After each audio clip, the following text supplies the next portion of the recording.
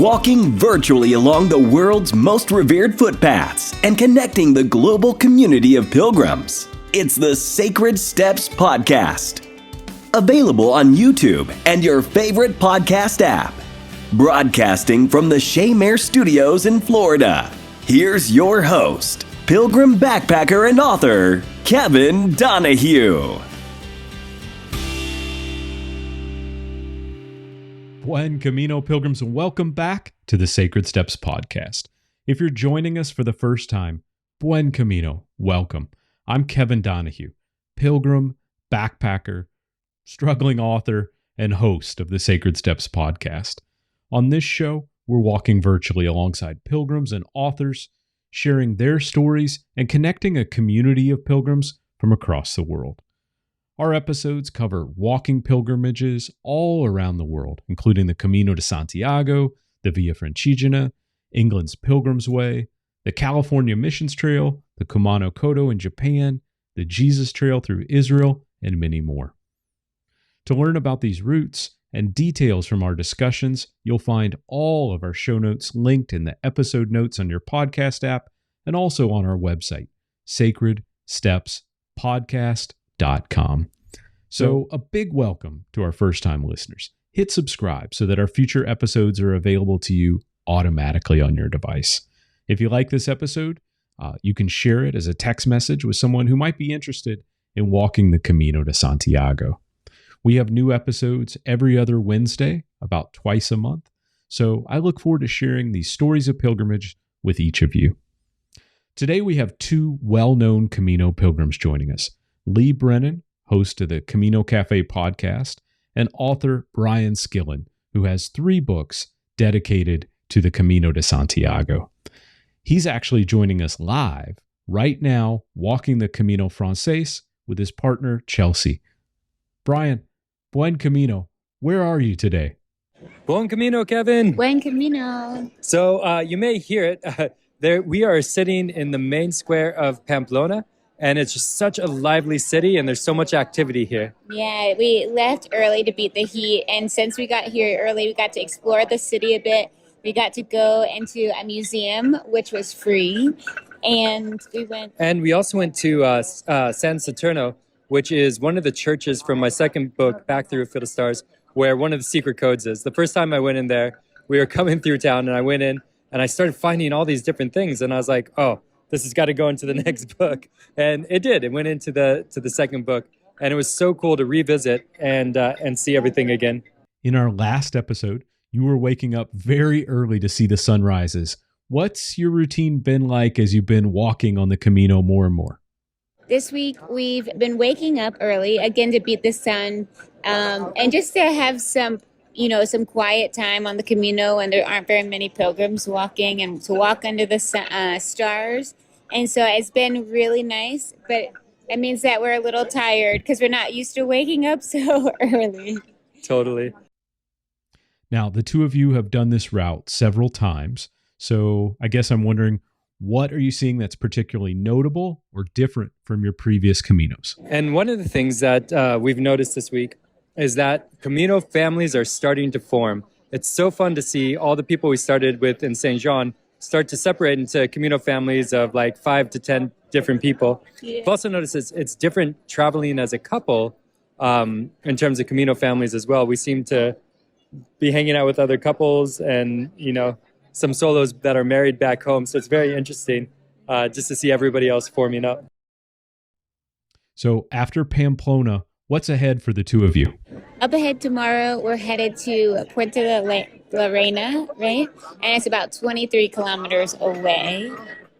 And it's also the next part in my book, which is really fun. So we're going to be doing some fun stuff there. Thanks so much for checking in with us, Brian and Chelsea. As you continue the Camino Frances, we're looking forward to speaking with you again. Be well, stay safe. Buen Camino. All right, everyone. Buen Camino. Buen Camino, Kevin, and everyone. If you've made plans for your Camino de Santiago, or if you're already walking like Brian and Chelsea, I'd love to connect with you. Go to Sacred Steps Podcast and record your voice message online with your Camino plans. We may share your voicemail on the podcast in an upcoming episode. And if you're just beginning to consider a walking pilgrimage, maybe you've seen the Camino in a movie, or someone has introduced you to this idea, we have an entire library of short videos covering basics about walking the Camino de Santiago. You can find those on our YouTube channel at youtube.com/sacred steps. We have a whole playlist called Camino 101. In addition to YouTube, you'll find new content 2 to 3 times on our social media over at Facebook and Instagram. And since you're here, go ahead and hit subscribe on your podcast app. In our season 3 episodes, I've been talking about my upcoming books, Sacred Steps, A Pilgrimage Journal, and The Pilgrim's Table. So just as podcasting is not my day job, as you can probably tell, neither is writing books, but why should I let that stop me? From walking these routes, there are just these insights that I've learned and stories that have been shared that I want to share with each of you in a much fuller and richer detail. So that's the purpose of these 2 books. The first one, Sacred Steps, A Pilgrimage Journal, is it's really the story of my 5 unique pilgrimage walks: Camino de Santiago, California Missions Trail, the Via Francigena, over in England, the Pilgrim's Way, and the Way of St. Cuthbert to Holy Island, and how these historical routes intersect with modern pilgrimage. It's a book about how pilgrimage invites exploration to the questions that are very core to faith, hope, and love. I hope you'll download a copy when it's available next spring. I'll link it in the show notes, but sign up for a free preview and updates at sacredstepsbook.com. My second book, The Pilgrim's Table, is similar in that it is drawn from these walks where I've met really just the most incredible people. And I've gotten to connect with so many of you through this podcast and through our passion for pilgrimage.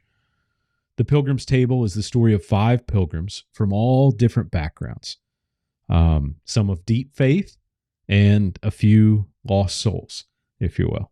They come together over dinner in an albergue at the end of the Camino de Santiago in Murcia. They share a night together that's filled with love and storytelling, laughter and tears, and hopefully some unforgettable tales of walking these historic routes, all told by these pilgrims at the Pilgrim's Table. It's my first ever fiction book, and I can't wait to share it with you next spring. So sign up for that one. I would say sign up for both, really, but free preview signups are available now at thepilgrimstable.com. I mentioned earlier, we have 2 very special Camino guests today. We just heard from author Brian Skillen, who will be walking the Camino with us, giving live updates on several of our upcoming episodes. Brian's also going to do a full episode with us in a couple of weeks, so stay tuned for more with Brian Skillen. Lee Brennan, who hosts a great podcast, the Camino Cafe, tried to back out of the Camino several times.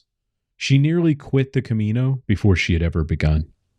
Suffering with the grief and emotional turmoil of a broken marriage, Lee set out on the Camino de Santiago in 2019.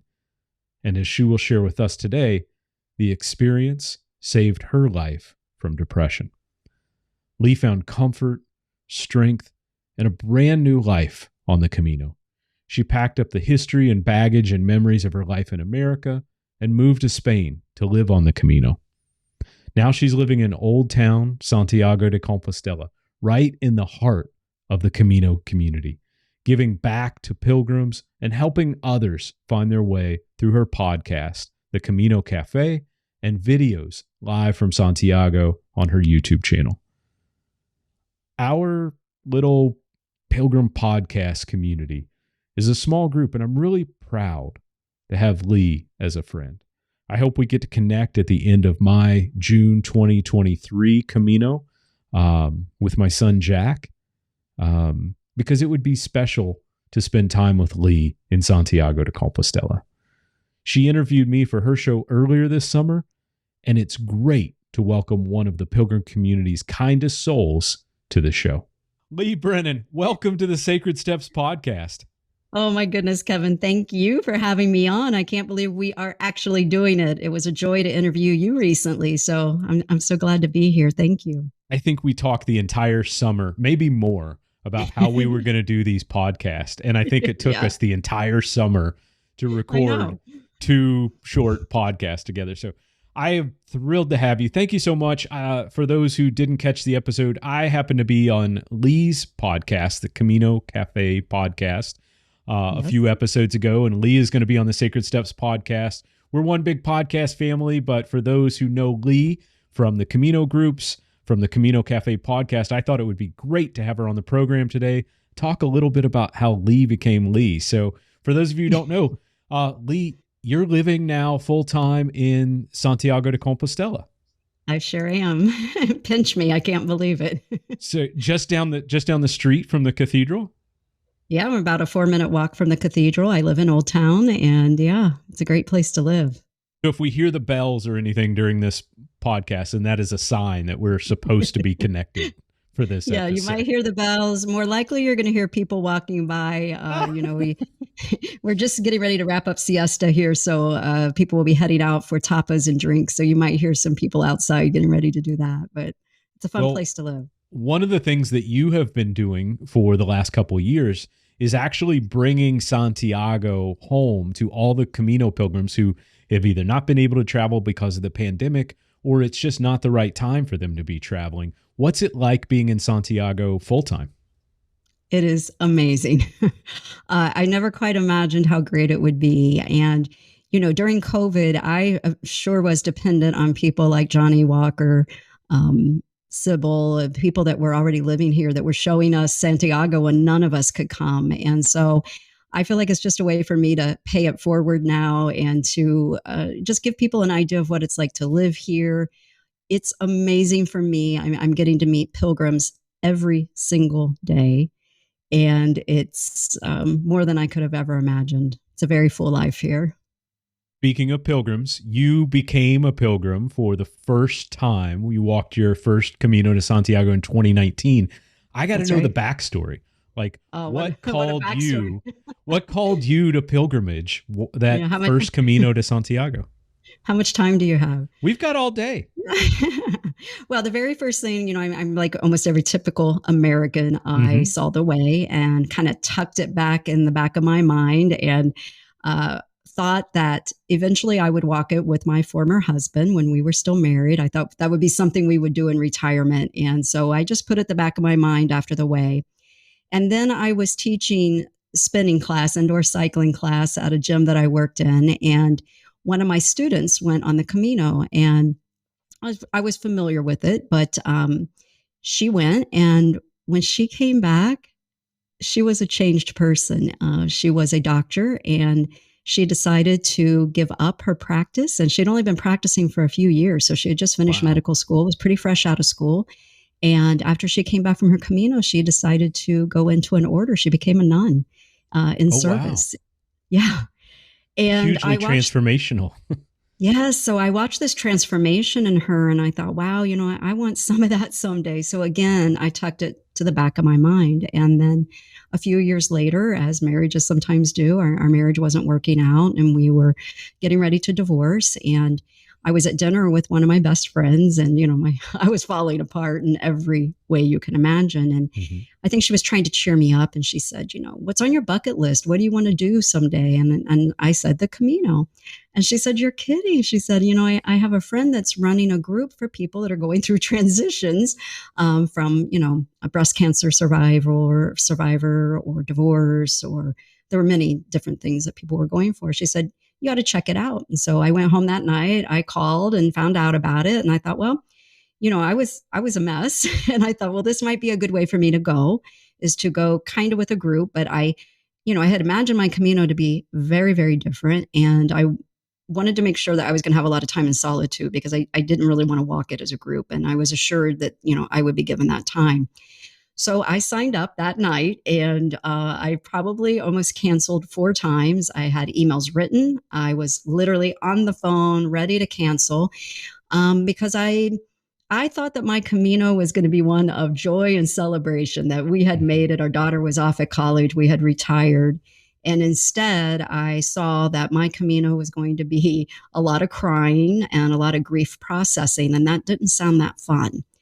And so I kept trying to cancel, and all my friends and family, thank God, said, no, you got to go. You got to go do this. And I am so grateful that I did it, because I think, it saved my life. Yeah. It really changed the direction of, well, I was in no direction there for a while, and I was probably on the brink of depression, if not worse.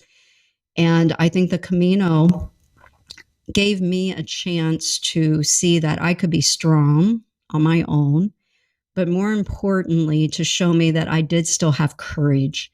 And that was something, I'd been married for 22 years and had been part of a family unit. And all of a sudden, I found myself an empty nester with my daughter off at school, and then a bigger empty nest because then there was no husband.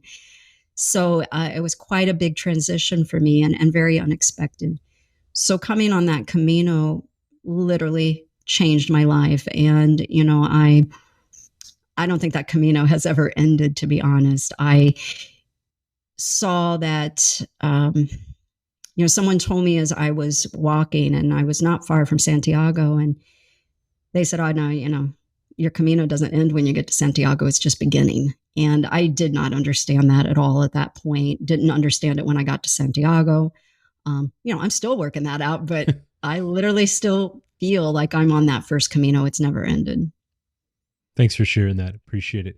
There are so many who you talk to on the podcast who find, you said, themselves on the Camino, and really start to have a deeper understanding of where their life is going and the journey that they're on. And right. I think what you said reflects so much. Your Camino is still unfolding ahead of you. As you look ahead, back in 2019, you arrive in Santiago de Compostela. You were living in the United States, Lee.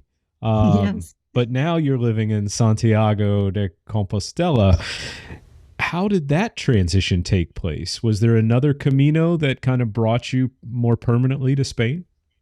Actually, it wasn't the Camino. It wasn't another Camino. It was that same Camino. So after I got back home, I was starting to find my self-identity again, and I'm a yoga teacher by profession. And so I decided, I was walking with a lot of pilgrims that were having a lot of difficulty physically. And so I thought, what I could do is I could maybe be a tour leader and combine yoga practice with pilgrimage. So I went back home. I started a business right away with a friend, and we were getting everything set up to lead tours. And at the start of 2020, I started taking some additional trainings, one being Ayurvedic yoga massage, so that I could help pilgrims with some massage during those tours.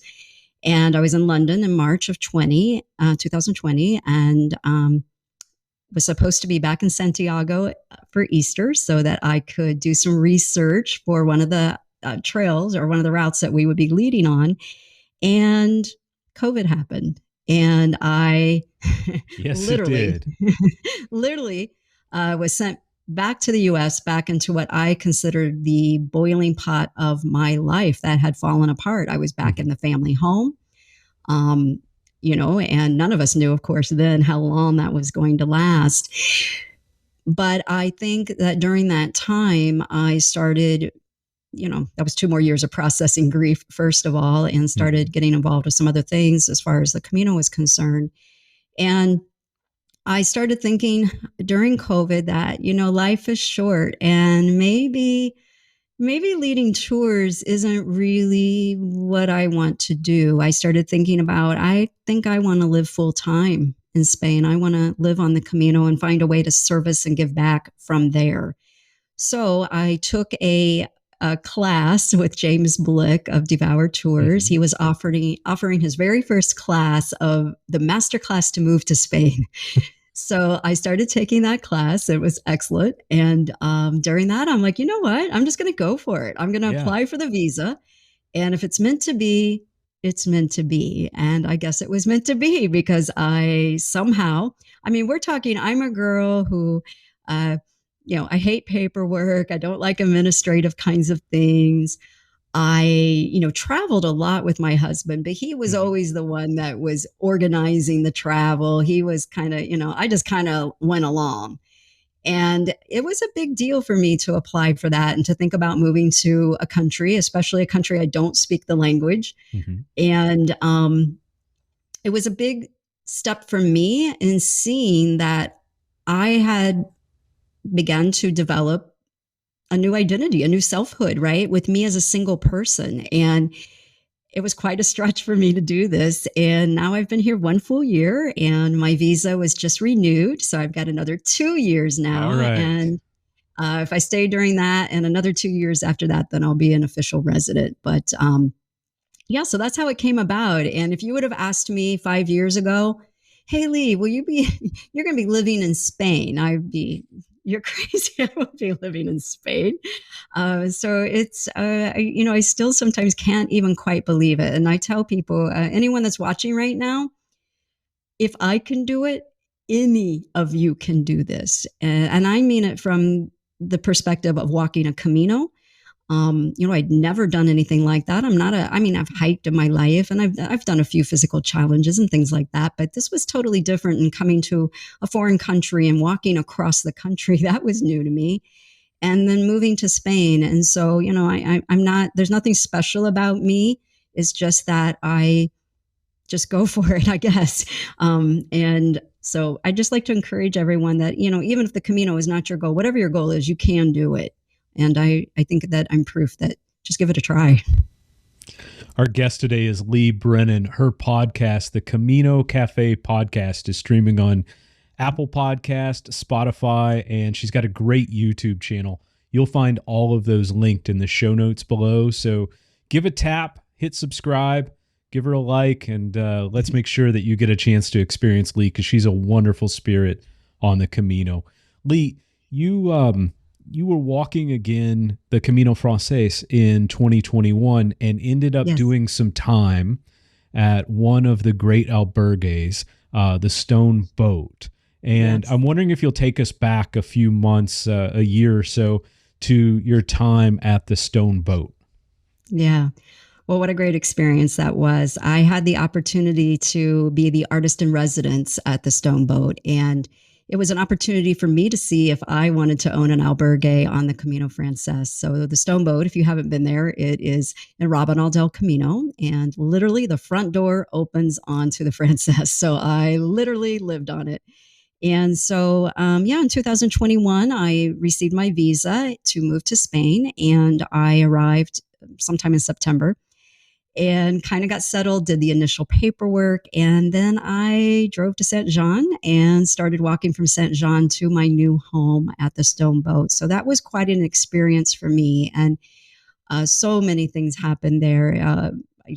I don't even know where to start, but I had become so focused on getting that visa and the process of moving to Spain that I had kind of forgotten about really what I was doing to some degree, which will make more sense. So as I set off in Saint Jean, I'm walking, and as pilgrims do, people always say, well, why are you walking? Why are you here? What you doing? Mm-hmm. And so I would start telling people, and people kept saying to me, oh my gosh, you're so strong. I can't believe you. You're like, what? You've moved from the US and now you're going to move to this albergue and, by yourself. And they kept saying, you're so strong. And it didn't sit with me because I kept thinking, no, I'm not really strong. Like there's many days I'm like, kind of sitting on the floor crying still, I'm still going through a lot of grief. And I'm not moving to Spain just because it's fun. I'm moving to Spain because I have to start a new life. This wasn't what I expected at all. So I didn't find that it was strong. And then finally, one day someone said to me, I'd met them earlier in the day and we'd had a conversation about why we were both walking. And later that night, we were at dinner and they said to me, I've been thinking about your story, and it's not that you're strong, it's that you're brave. You have a brave heart. And that I could own. I thought, okay, I can own being brave. And that really helped me when I arrived at the Stone Boat, because it was a whole new experience. Here I was living in Rabanal del Camino, which if you've walked the Camino Frances, you know that it is a lovely town to walk through. It's right before Cruz de Ferro, a town away from that. And, you've got the Vespers at the church there, and it's lovely. But to live there as a single person, it's really out in the country.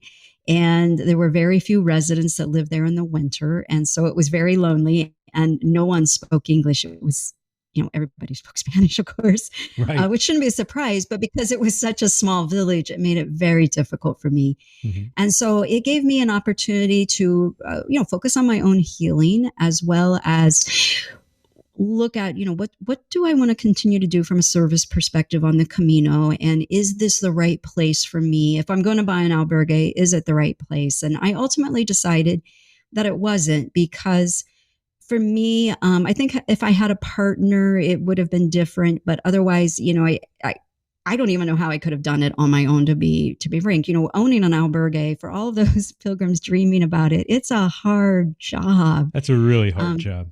Hard job, day in, day out. And when I say hard, I mean physically, Mm-hmm. doing the laundry, cooking, cleaning, and then you do it all over again the following day. And I decided, I'm not 30 anymore. And that seems like that's going to be really hard to do on my own. And, my original plan was to move to Santiago when I first thought about all this. And then I diverted and I tried this, and I'm so glad I did, because I learned a lot about myself. And it was great living there right on the Camino, it was fun. But I think ultimately I said, I need to back up. I need to go to language school. I need to, be, I think, in a situation where there are other maybe expats, or sometimes we usually call ourselves immigrants. I'm always mixed on what to call us, really. But I think I need to be around some folks so that I can have conversation in English, because it was very lonely. And I'm going to regroup. So I picked up again and moved after almost 3 or 4 months there, and moved to Santiago. So now this was my second move into a foreign country, which also required some bravery.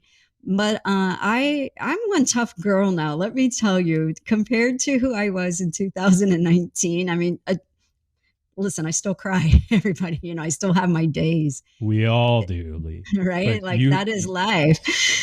You really have used the Camino. One of the reasons that, for those who follow Lee's podcast, this already. But for those who are maybe hearing Lee for the first time, I think I already told you need to subscribe to our podcast, but I digress.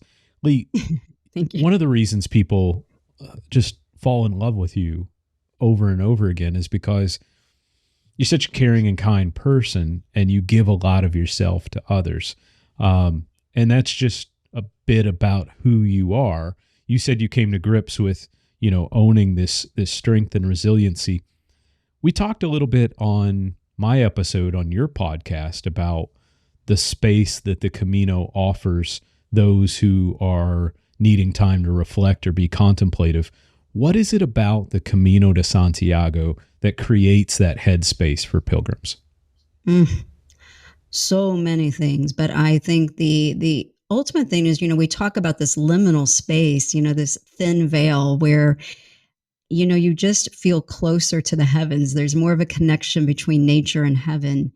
And I feel like, when we're out walking on the Camino, we tend to, all the titles drop away, all the pressures, all those layers that we have upon us when we're in our normal everyday lives kind of just goes away. And all of a sudden, what begins to emerge is who we are at our most inner self, that place where, where we are our best, without all the stress, without the titles of having to be a mother, a wife, whatever the work is that we do, and so on.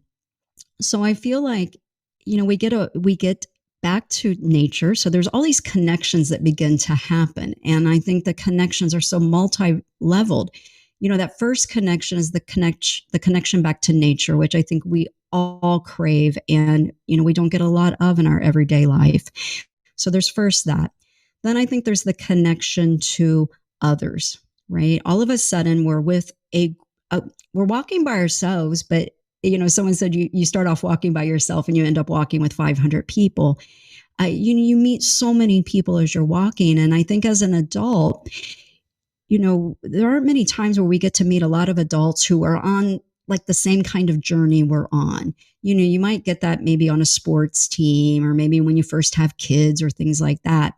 But I think this is one of those opportunities where you get to have a connection with people where you're all at the same goal. You're all trying to get to Santiago. And, we're coming maybe with different problems, but at the end, we start seeing that we're not all alone. We all have very common problems. There might be different flavors, different degrees of things.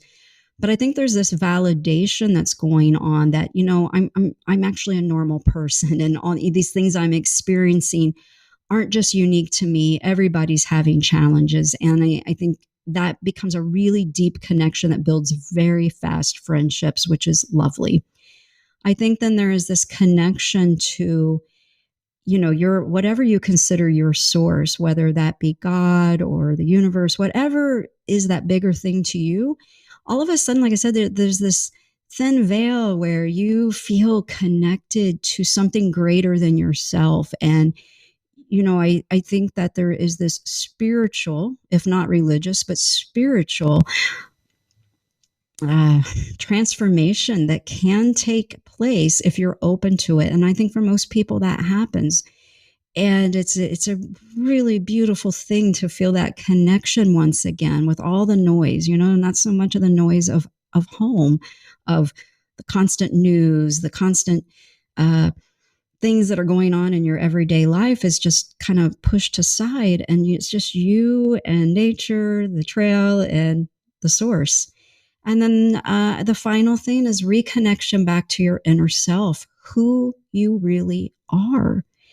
And, it's not like that's all a bed of roses sometimes, right? Because we have light and dark in us. And sometimes I will speak to pilgrims who might be a little bit disappointed because they didn't expect the dark side, right? The shadow side, or I didn't come here to process that stuff, But I think that that's a good thing that happens for us, because that's where transformation comes, is when it's finally quiet enough that we can begin to process. Sometimes things come up from childhood, from, you're walking one day and you're thinking, why am I thinking about that? I haven't thought about that in years. And, to me, that means it's been trapped in our bodies somewhere, trapped in the back of our mind. And we've been, maybe distracted on purpose, or just distracted by, the things we do, building a family, building careers, things like that, taking care of folks. I think that the Camino gives us this beautiful space to process what we're ready to process and to begin a transformation. I think a lot of people walk at some kind of crossroad, right? You don't have to be at that, but I think a lot of people do. And even if you're not at a crossroad, I think that the Camino just has this way of working its magic, that there's going to be some stuff you get to process. And I think it's a beautiful thing. And it's also can be a challenging thing, right? Yeah. Pilgrimage does not mean that you're taking a vacation on the Camino or wherever it is you're walking. I mean, you've walked so much, that. And so there is work still to it. But I think if you trust and open your heart, some really great things can happen for you. Well said. Well said. We talked in detail about, and you kind of alluded to it earlier.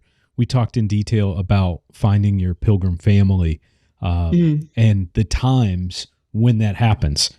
Yeah. Sometimes it's during your Camino. Sometimes it's months later. Sometimes it's before you even depart. I'm wondering if you reflect back on your multiple Caminos, where you found your Camino family and where your pilgrim family maybe helped you complete the journey. Oh my goodness. Wow.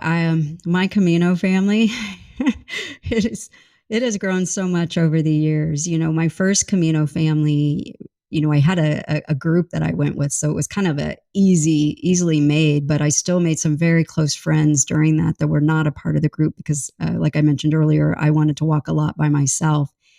And then, so that group, all the people I met that first year, very, very close. But where I I'll just go to recent memory now. So my last Camino in 2021, one of my best friends that I met during it was Donnie, and Donnie from Yonkers, I call him. Donnie and I met the first day out of Saint Jean. We were walking up the very, like right after you leave the bridge and you're just kind of just beginning the Camino is where we met. The big climb.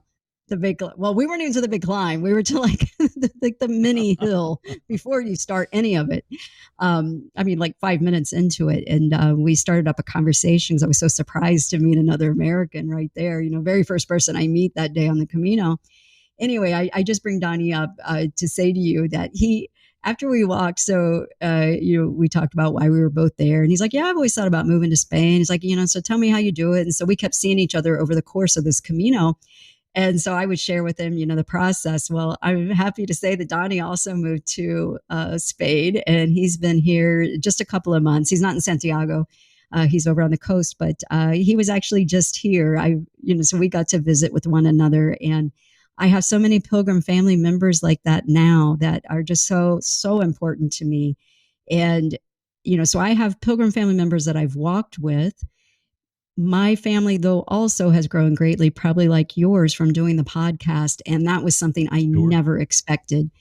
And, as I started the podcast, just, as kind of a way to keep my Camino spirit alive during COVID. And then it just grew organically. I didn't plan on being a podcaster. That just all kind of happened by accident. But because of what I've been doing, my Pilgrim family, I fall in love with absolutely everyone I interview. And so the joy, I cannot even begin to tell you, Kevin, the joy I have in my heart, because so many people have walked since I've lived here that I have gotten to meet in person, that I met during the lockdown or during the 2 years that I've been doing the podcast. And so, I consider all those people part of my family. And that has been such a joy. And then, my dad and I walked the Portuguese this summer, and I was really nervous because he and I decided to walk the Portuguese and not the Frances, which is, I'll just say I'm biased. I love the Frances. But we chose not to because we knew it was probably going to be busy during the time that he was here. And so we started the Portuguese, and I kept thinking in the back of my mind, like, what's going to happen? What if we don't build a family? And I've told him about all this stuff that's going to happen, and I've never been on the Portuguese. What if it's a big failure? And, I can't even tell you the miracles that happened during that with my dad. Everything I could have hoped for happened for him and for me and for us during our Camino, which included making a Pilgrim family that I never anticipated. And just give you an example, we met someone that actually his brother lives in the same neighborhood as my dad in Florida. So they're getting ready to have a reunion. He's already had a reunion with another person that lives in Florida. Some of the people that we walked with have already been back a second time that I've gotten to spend time with back here in Santiago. So I feel like my Camino family, it's a very wide group now. And I'm so grateful for every person because it has, sometimes on my sad moments, and I can think of all the loss that I feel I have losing my marriage, but what I have gained, and I don't think there's any trade-off, right? Loss is loss, and there's always grief for that. But my life has become so rich with so many people, and, people from so many different countries, from many walks of life. It's a very full life now that I would not have had that not happened. And so I've kind of adopted a whole new philosophy on my life. Like, who knows? I didn't think I'd be living here. I didn't think I'd be a podcaster. I didn't think any of this stuff was happening. And so I credit a lot of that. My Pilgrim family has been so incredibly supportive. And, I regularly have people in my Camino family just checking in on me and really cheering me on through this process, which, I never anticipated that, how it is with this podcast, right? We're interviewing people who've written books and made movies and have done some really cool things in life. And to feel their care and concern is just so comforting on those days when things are a little bit harder. So, I love having a Pilgrim family. And, I do want to point out, though, because I do meet with a lot of Pilgrims when they come into Santiago, or as they're walking, they will reach out to me. And I have, seen some pilgrims be kind of disappointed because maybe they'll hear your show or my show or Dan's, and you know, we pilgrims like to gush about all the great things that happen on Camino, right? And one of those is having a pilgrim family. Yeah, exactly, right. And I think sometimes, you know, people get this impression that, oh, you know, I'm going to have a pilgrim family of 20 people and we're going to hang out all the time. And, you know, we're going to vacation together later. And, you know, it's going to look like a certain way. And I've hung out with pilgrims here in Santiago who that didn't happen during their walk. Right. And I can think of one person in particular that their family actually began when they arrived here in Santiago. It's a very long story, but something had happened on the Camino and they needed some support. And all of a sudden that family that they had anticipated didn't look like the family they had imagined, but they got the family here.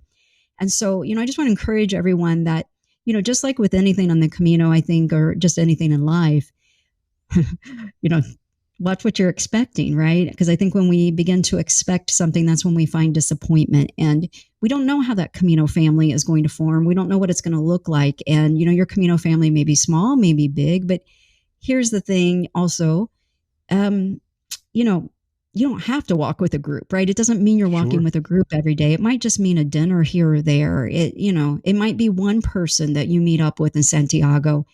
But if your heart is open and you want to have that kind of experience, I think if you put that energy out there, then yes, you will meet the people that I think you're meant to meet. And to also keep in mind that you might be here to also meet somebody else, meaning maybe you're the gift to someone else because you're going to listen to their story or you're going to help them because of some life experience you've had. So the Camino isn't all about what you get. It's also you giving back, and you might literally be giving back more on your walk than what you anticipated. And so, you know, I just want to encourage everyone to not build up a lot of expectations about how it's going to be because you don't know. And it's probably going to be better than what you can expect, but it's going to be different than what you expect, I think, pretty certainly. At least that's been my experience. Well said. I want to shift gears a little bit. And I wanted a lot of people who walk the Camino, whether it's the Portuguese, the Norte, the Francés, fall in love with Spain. Yeah. And they say to a significant other, to a brother, sister, an aunt, an uncle, a girlfriend, a boyfriend, I really want to move to Spain. And you did it. And we've talked about the backstory. But, you know, I wonder if you would just answer a few quick questions about this period in your life where you moved from the United States to become a visa resident in Spain and well on your way to becoming a permanent resident in the EU. Yeah. Harder than you thought it would be or easier than you thought it would be? It's been harder in ways that I didn't anticipate. Again, I say anyone can do it if I'm doing it. But first of all, you know, the number one thing is learn to speak the language. That has created a lot of extra challenges for me. And look, if you're watching this, you're probably like, well, yeah, anybody should know that. But here's the thing. As a pilgrim, I got around just fine.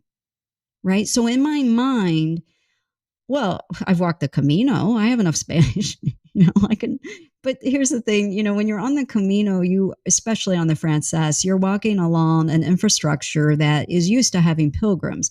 They pretty much know what we're going to order. They pretty much know what we're going to ask for, right? You're going to order a tortilla. You're going to ask for a room. You know, so there's not a ton maybe that you need to learn there. And I'm not saying I was even great at that, but I got by easily. Right. However, living here is a whole nother story, right? So I'll just give you a couple of examples. When I'm out in Rabanal, I had a flat tire on a car that I was driving. Well, I'm stranded, you know, and I've got to get a tow truck, and I'm in the middle of the country. The tow driver is not speaking English. So in that moment, that was very stressful. to not be able to speak the language. So, I think the more Spanish you could learn, the better, the easier it would be. Second of all, I have had to learn a whole new appreciation for, and this is why I said earlier, I don't know really what to call myself, an expat immigrant. Neither word really fits for me. Mm-hmm. But I do know what I have learned is a whole new level of compassion for people that do have to flee their country and live somewhere else. I came here voluntarily.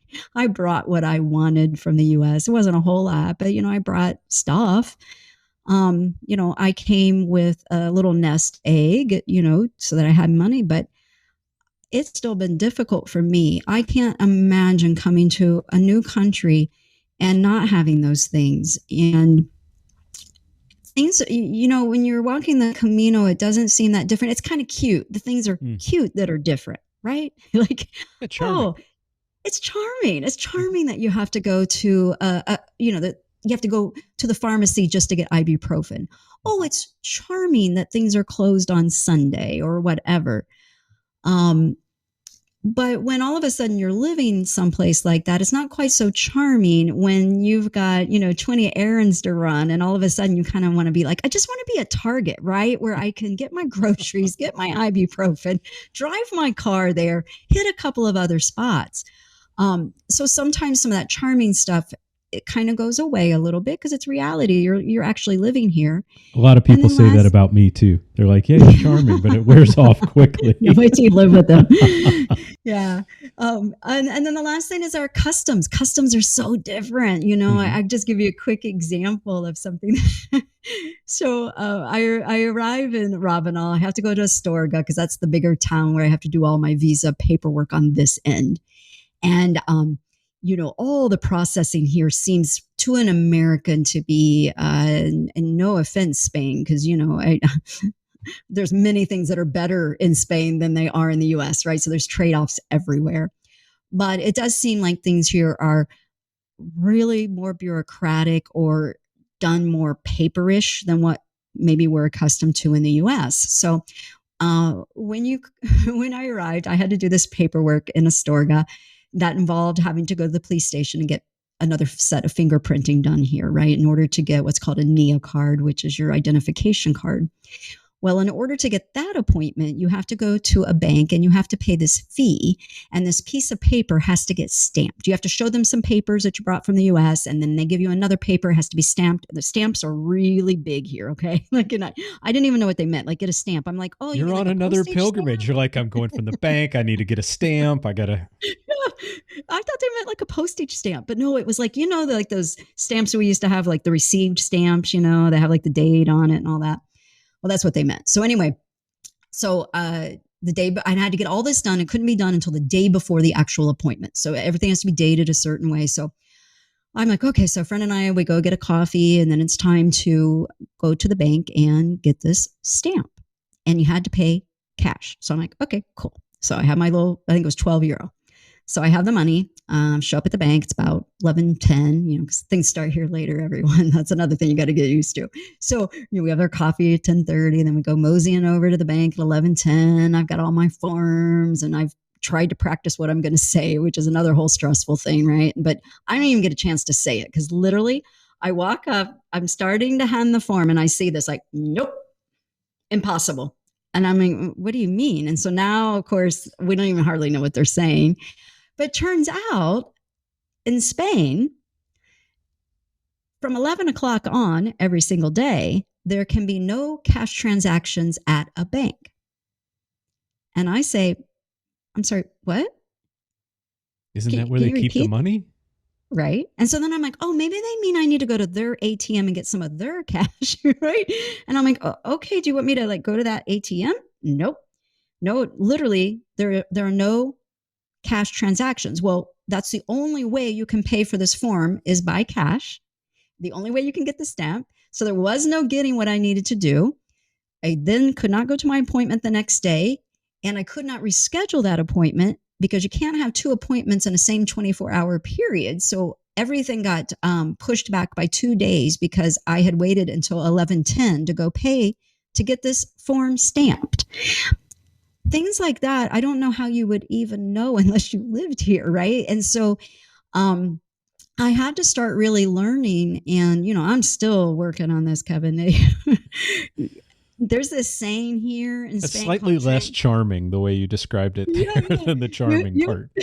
You have to learn what's called tranquila, right? You got to be calm. Everything's fine. It's going to work out, right? And, as I've grown up my whole life in the U.S., I spent 57 years, 56 years in the United States. I'm pretty type A, and it's been a hard adjustment to relax when I don't understand some of the customs or the way that things work. I will say that I am easing into that, and it's getting better. And I think I'm going to be a better person at the end of all this, because I used to say in the U.S., everything's figure outable, it'll all be all right. But I've really had to live that here. Yeah. And really starting to learn how to be patient and to not worry that everything does really work out the way it should. But this past year has shown me that I still had a lot of work in that arena to do, and I still do, right? Mm-hmm. It's very easy to get wrapped up in some of these issues, but they always work out. I was so worried I wouldn't get my visa renewed. I don't know why. It's not, I didn't do anything wrong since I've lived here. But still, it's really intimidating because you got to go through a lot of hoops. And I'm not saying you shouldn't. It's a privilege to be able to live in another country. And, I'm very grateful for that. And also a privilege to be able to do it on a voluntary basis, not because I'm running from something, right? Or, trying to escape war. So at the end of the day, you always have to put things into perspective. And so I think I'm learning better how to do that. I think a little victory this past week is my hot water heater went out in my apartment in Santiago. And I think, a year, 2 years ago, that would have really spun me out. Like I would have been just a mess, but it's been like, well, okay, I guess I don't have hot showers for several days, and then this happened like 3 or 4 days ago. And, that's a whole experience, is having repairs trying to be done in your home when you don't speak the language and they don't speak English, and nor should they have to. It's their country. Right. But, anyway, he came last night. It was, Friday, what's today? Saturday. So it was Friday night. And I'm praying I'm going to get hot water for the weekend. And he leaves saying, nah, it might be next Wednesday, next Thursday. And, and I was like, okay, all right, well, that's really sad. Okay. And he left, and I was actually okay. And I don't think I would have been that before. And, maybe for some people listening, you'd be like, oh my God, you're so spoiled or whatever. But, that's been a real thing, because I think in the U.S., things typically in my places usually worked, and some things here have not quite worked out in the way that I intended. But I think I'm better equipped to handle some of these things than what I was a couple of years ago. So, and I'm just giving you small examples, but, there've been plenty of examples. So, for folks that want to move here, I say, yeah, go for it, but be realistic. Walking a Camino is one thing, and that's one. You do get a lovely slice of life of what it's like to live in Spain. But again, it's only a slice, and it's the slice that's on the Camino. Real people live here that have real jobs, and there's a life outside of the Camino here as well. And, but it's all very doable. And if it's something you want to do, I would encourage you to come and research it, work on the language. Really come and research where you think you want to live and what you want to do here, and why. What's your why for wanting to do it? Because when the days are hard, you have to have a big why. And I have a big why. I have two of them. I have my big whys at the end of the day is that I am, creating a new life. And that's a pretty big mission. And then on top of it, I decided that I was going to give back to the Camino because it saved my life.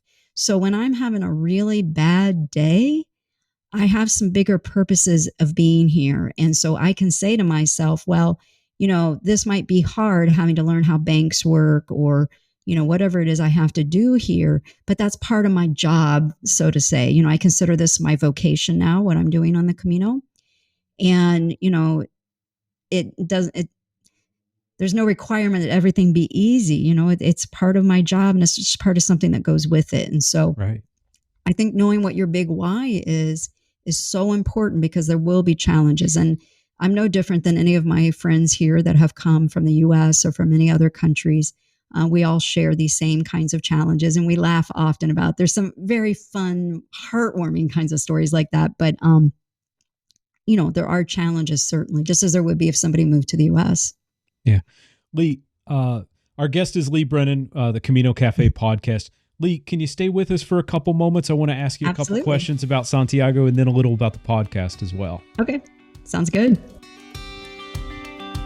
Are you planning a walking pilgrimage? Share the details of your journey as a voice message with our podcast audience. Visit sacredstepspodcast.com to record your voice message for a future broadcast. Know someone considering pilgrimage? Share this episode as a text from your device and help others find the podcast by leaving a star rating on your podcast app. And now, the Sacred Steps Podcast continues. Lee, in the brief time we have left, I want to ask you a little bit about life in Santiago. Now, we have an American expert living on the ground in Santiago in 2022, and you do a great job of live streaming from Santiago on your Facebook page and giving everybody a little flavor of what's happening. But you've had a couple of months in Santiago. Give us some advice. What's a can't miss? Don't miss in Santiago de Compostela.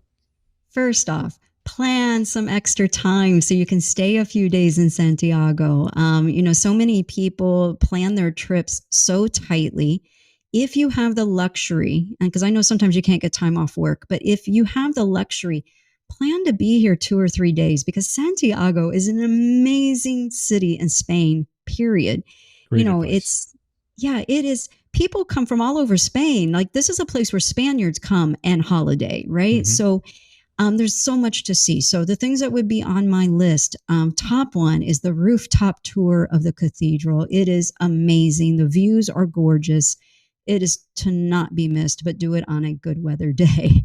The tour of the cathedral also is lovely. The museum tour of the cathedral also.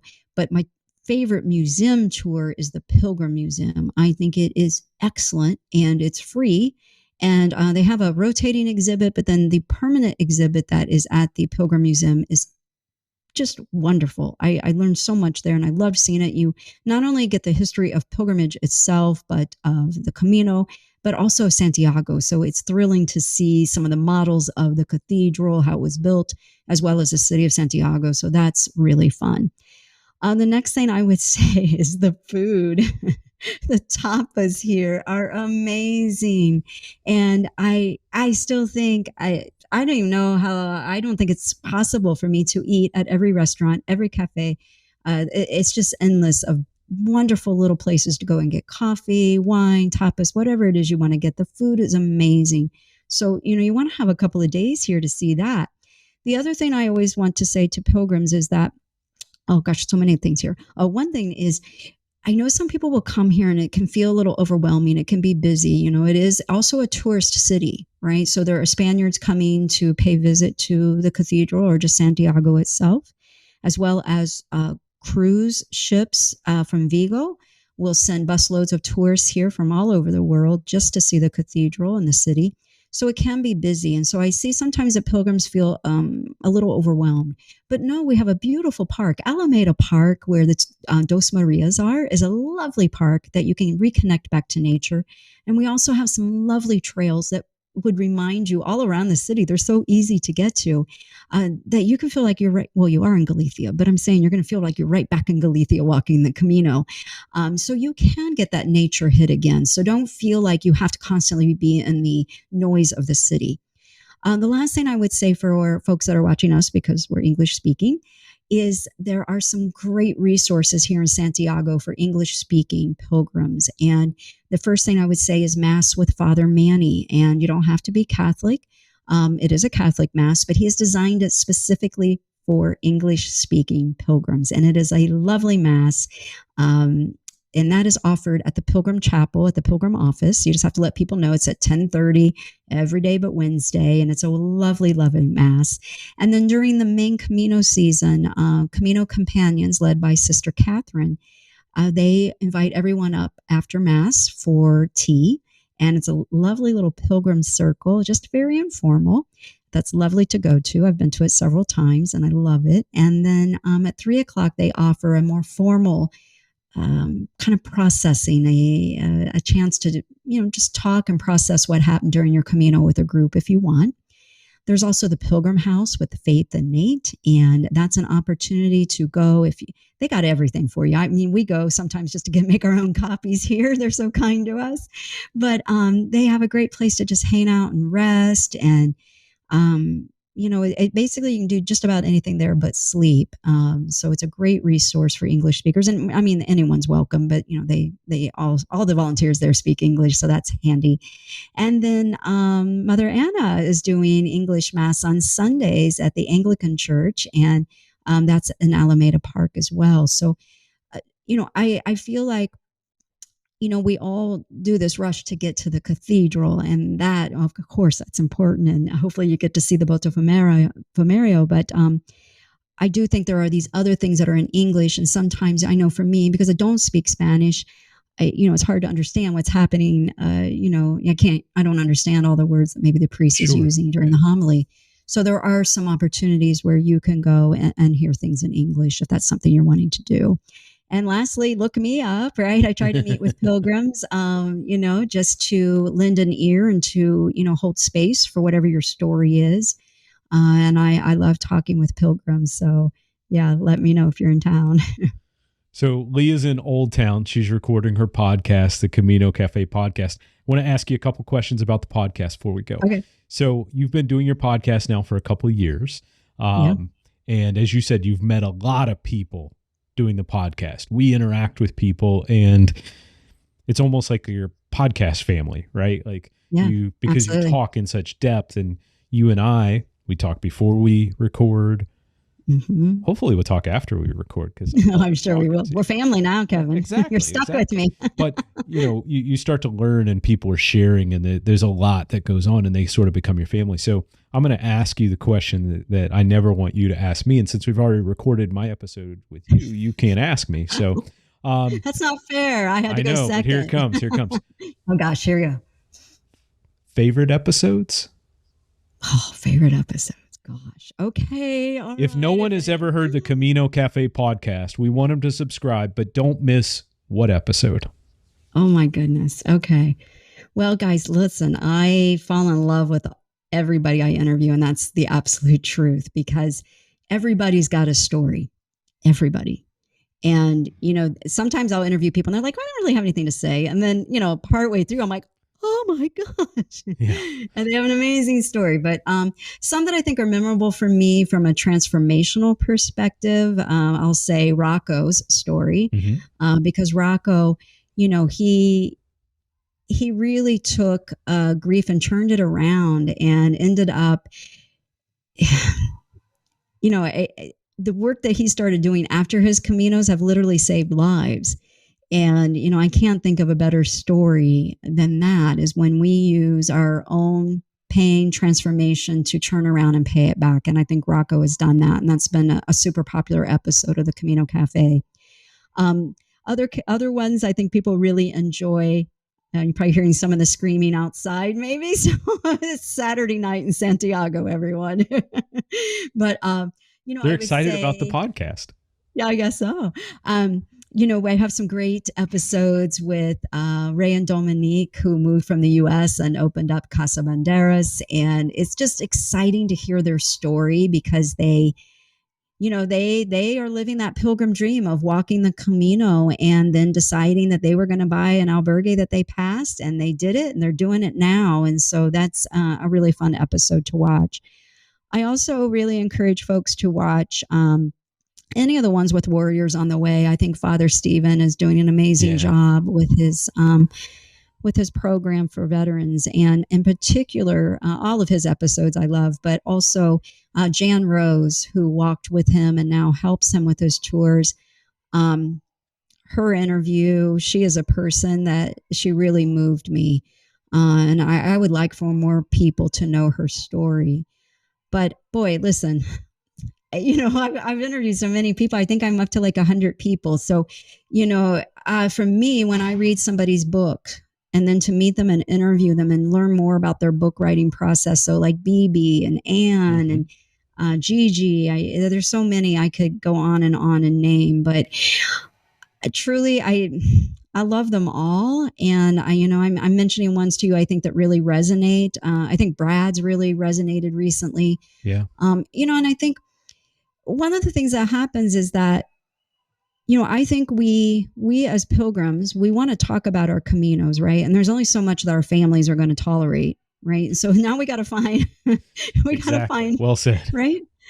We got to find other people that will listen to our story. And I think, Kevin, I think what you and I are doing, and Dan and Brad and anyone else that's doing a Camino podcast, we are providing a platform for pilgrims to be able to share their stories. And when we can share our story, it helps us heal a little bit more, doesn't it? Because we're hearing in our own voice what we've been processing. But then also, I think there's actually a protest going on now, so it's quite loud. I told you it was about the podcast. Anyway, I was going to say that we get to share that story, but I think more importantly, what I hear back from listeners and viewers is they will hear somebody tell their story, and then all of a sudden their problem maybe seems a little bit smaller, or they feel very validated because they're not alone in the world, and that they realize that somebody else has the same kind of story. Yeah. And the thing that warms my heart the most, and you know this, Kevin, is that, my hope with my podcast is that if just one person hears us talking and that gives someone the courage to go and finally book their ticket here, then I've done my job. Because I know that they have the chance now for healing from whatever thing that they want to heal from. They have the opportunity by coming and walking. And I recently had someone that came into Santiago. I'd never met him. And he had reached out to me. He said he had listened to several episodes and that those episodes literally convinced him to come and walk. And, sometimes I think, oh, is that really, thank you for that compliment. But then he literally sat and recited quotes that Rocco had said and a few others. And so that's when I know that through the sharing of stories, we can tell people you should walk a Camino. Everybody should walk a Camino. And I do believe that very much. I think we'd have more peace in the world if everyone walked a Camino. But I don't think that's the best way to tell someone. I think the best way to encourage someone to go is for them to hear our stories. And so I feel very blessed to have been able to be a part of this podcast community that we have going right now. And to be able to host, I don't know what else to call it, but a platform where people can share their stories. And I think we're recording some history, that is going to be interesting to people down the road when they listen back to what pilgrimage was like, because right now, for you and I, we can only read about past pilgrims. Someday people are, as long as video, YouTube and all this stuff lasts, people are going to be able to go back and watch what we've talked about during this time. And it's amazing to me. I'm sure you've ran across this, where I've interviewed pilgrims that walked in, say, 80, 85, and the difference of the Camino from 1985 to now, even the difference from 2000 or 2005 to now is radically different, as far as technology, the amount of material that's available, the way the Camino is marked, the infrastructure. When I interviewed Brad, he told me about having to carry a couple of days' food. You actually used paper maps and all this. And this was like 2005. It wasn't, to me that long ago. So it's going to be, I think we're recording history here for some other people. And I think that's a real honor for us to be able to do that. And I'm glad to be able to do that. So, I don't know which podcast will resonate with people the most, but those are stories that, stand out to me, the ones I've mentioned. But I think, every single pilgrim is going to have a story. And it's amazing to me. I mean, I just this morning met with a pilgrim here in Santiago who is 85 85, and he just walked from Saint Jean. And it's just amazing to me what people do. So, I don't think you have to be a Camino author or a movie maker or, have some radical thing happen to have an interesting pilgrim story. I think every pilgrim, if you talk to them long enough, they've got an interesting story that happened on their Camino, and likely will have a message for all of us as a reminder of, maybe some things we can do in our everyday life to be better humans or to lead a more content life. Part of my Camino Pilgrim family, my podcast family, Lee Brennan from the Camino Cafe Podcast. You'll find her show linked below in the show notes. Apple Podcasts, Spotify, over on YouTube, Facebook as well. Please click subscribe. Enjoy some of the interviews that Lee does with Camino pilgrims, authors, and her tours of Santiago. Lee, I am looking forward to seeing you next summer in Santiago de Compostela. But until then, be well and stay safe, and buen camino. Yeah, thank you, Kevin, for this. This was such an honor and so nice to be able to sit down and talk to you about all things Camino. And I'll put in a little plug for my new show, which I'm starting tomorrow, which is called Good Morning Santiago. And it's going to be a show where I'm bringing news from Santiago and the Camino. And you can meet pilgrims like John, who I met with today, 85 and still walking. So I hope to be bringing really relevant stories about what's happening here. So I hope folks will check into that as well as the other episodes. And, congratulations to you. I think you are doing an amazing job with your podcast and your book. And I can't wait for you to come here and for us to meet. So thank you for this opportunity. Thanks, Lee. Look forward to seeing you soon. Be well. All right, you too. This has been the Sacred Steps Podcast. To help other pilgrims find the show, please leave a star rating on your podcast app. For episode notes, links from the show, or to contact Kevin, visit our website at sacredstepspodcast.com. You can also join our Behind the Mic email list on the website. Before you go, tap subscribe so our future episodes are available to you automatically.